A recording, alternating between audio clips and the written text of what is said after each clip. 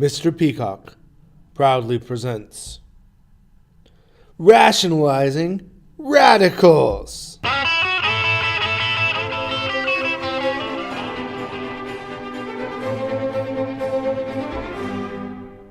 So today we're going to talk about rationalizing the denominator, but we need to discuss what we call rationalizing the denominator. And so I want you to look at this right here.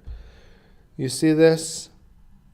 This fraction, 7 over the square root of 5. It is disgusting. Now I know what you're wondering.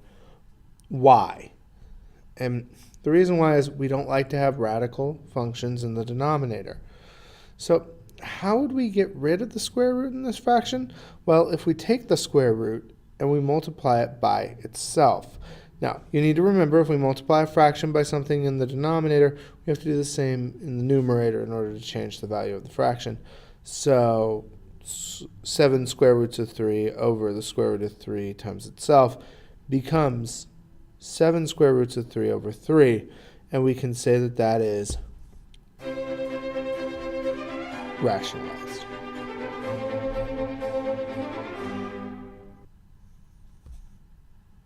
All right, so now we're going to rationalize the denominator on a few of these. So all we have to do is look at what the denominator is, at least in this first one, and multiply it by the same thing.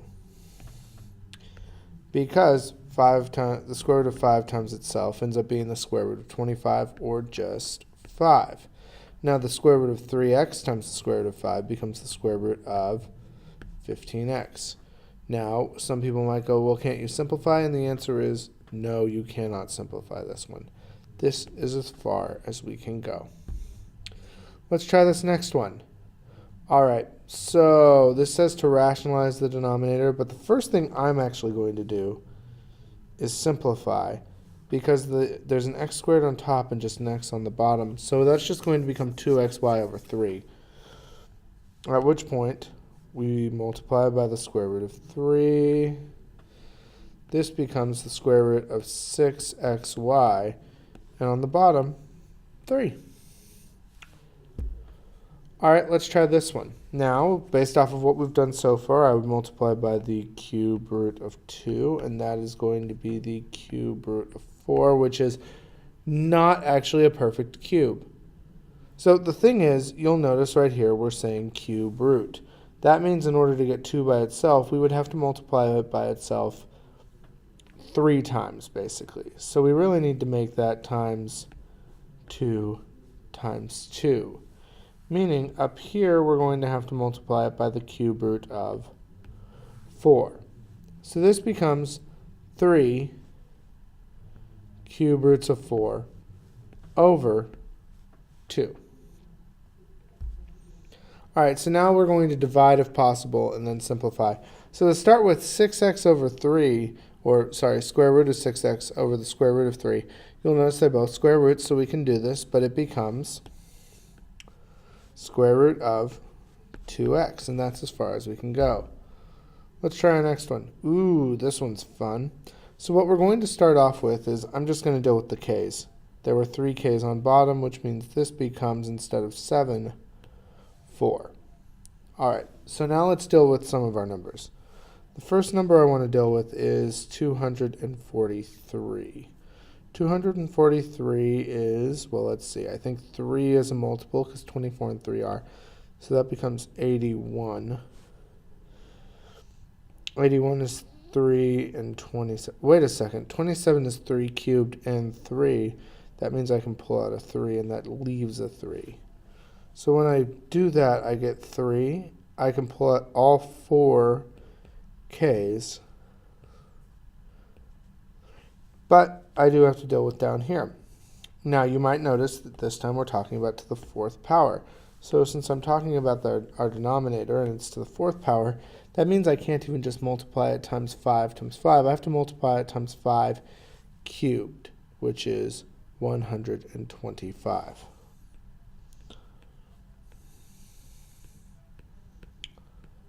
So this ends up becoming, as our final answer, 3k cube roots of 375 all over 5. All right, let's try another one. 108 does not, you can't divide 7. You'll get a fraction or a decimal. So that doesn't work, but I can do some of these others. X squared is going to turn this into x cubed. And y to the 6th is going to turn this into y to the, let's see, 8th. So at that point, I just have to break down the number 108. 108 is 2 times, I feel like there's probably something better, but I'm not getting it off the top of my head. 54 is 2 times 27. Wait a second, 27, that's a perfect cube.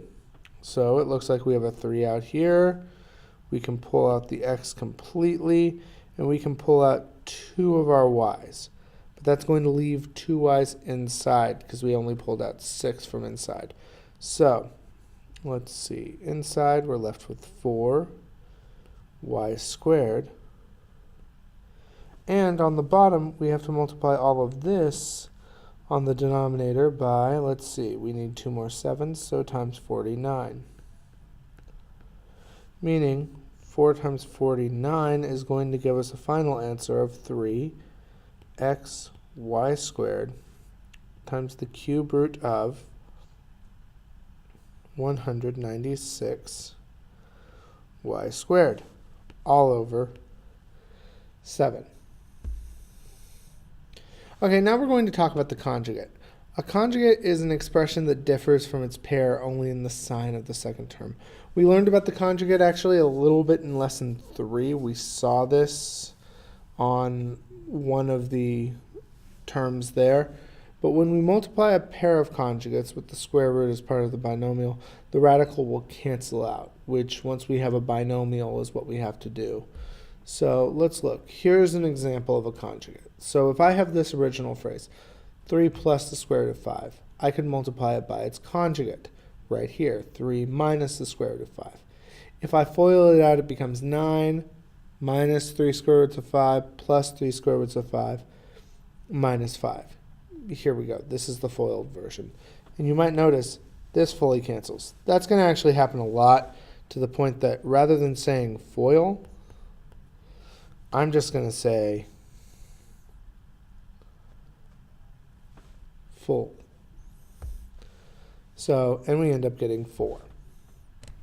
Conjugated. All right. So let's try this out. First, we're going to try this one. Remember, we need the conjugate of the denominator. So 4 minus the square root of 3. And that will be on top and bottom.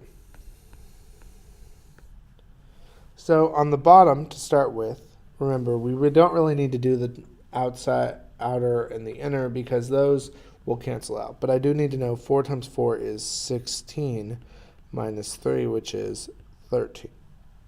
Now let's talk about the top. So 2 times 4 is 8. 2 times the negative square root of 3 becomes minus 2 square roots of 3.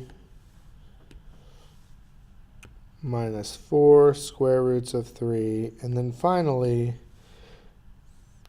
wrong color. Negative square root of 3 times itself becomes plus 3. Meaning that all becomes 11 minus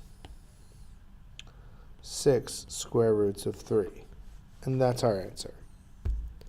Let's try one more. In this case, we multiply by the conjugate again. So this becomes 3 plus the square root of 7. And we do the same on top. 3 plus the square root of 7. So on the top, this actually just becomes 12 plus 4 square roots of 7. And on the bottom, it becomes 9 minus 7, or 2. Wait a second. That can be simplified. 12 divided by 2 is 6, plus 4 divided by 2 is 2 square roots of, let's write a 7 we can read, and that's it, which means we're done. All right, thank you very much for watching. If you would, please like, subscribe, all that jazz. You know what I'm saying. You can watch other videos on my page, and have a good day.